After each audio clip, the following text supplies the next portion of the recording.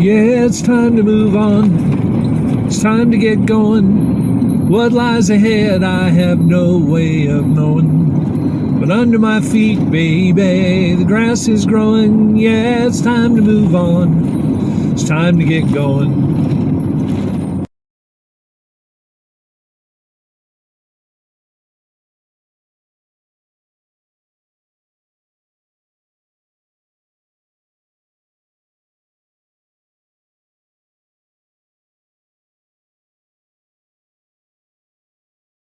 All right, so here I am making the first trial run of the diverter I just made for my stove. There's the stove heating up. Remember, this is for the small size. Okay. Here are the pieces for my diverter. I'm going to be doing this one-handed as best I can. See how this goes. Let's recall these fit in certain areas of the frame here. If I can do this one-handed, this is going to be a miracle. Yeah. So anyway, I think I need to use both hands, so I'm going to pause this for a second while I do that, show you the end product. Okay, so now I've put all three of the pieces in pretty close to a like a triangle. You can see it's pretty steady sitting on the table here.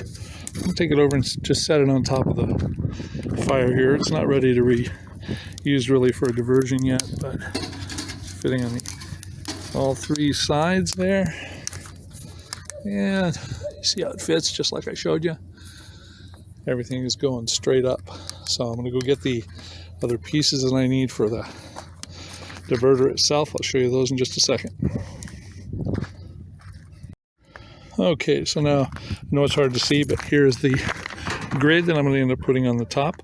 And I have two other pieces here that I'm going to try and use for the diverter. So I'll show you that in just a second. So as you see, I have the grid set on there right now.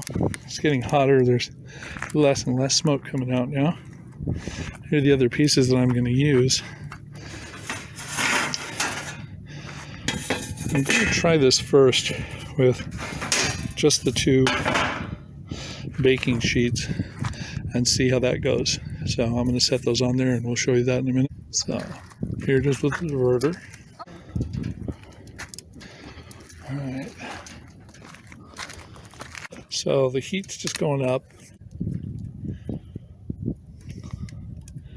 little more smoke, but I can feel, yeah, the heat's definitely radiating out a little bit. So this is a pretty good cheap fix. We'll be able to cook on there eventually. And so anyway, nothing exploded, nothing fell apart. So that's the good news. Okay, so it's been burning for about 45 minutes or so. I've added lots of logs, and I added a little grill on the top. Okay, so I wanted to use my thermometer, see if it'll come up on the, oh, it does, good. Okay, so on the outside, you see the little laser pointer down there. It's about 180 degrees.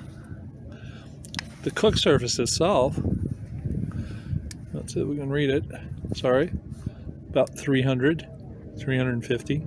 The outsides though, right here, it's about 300, but as you move out to the end, it gets less and less, so we're down to just over 100 there.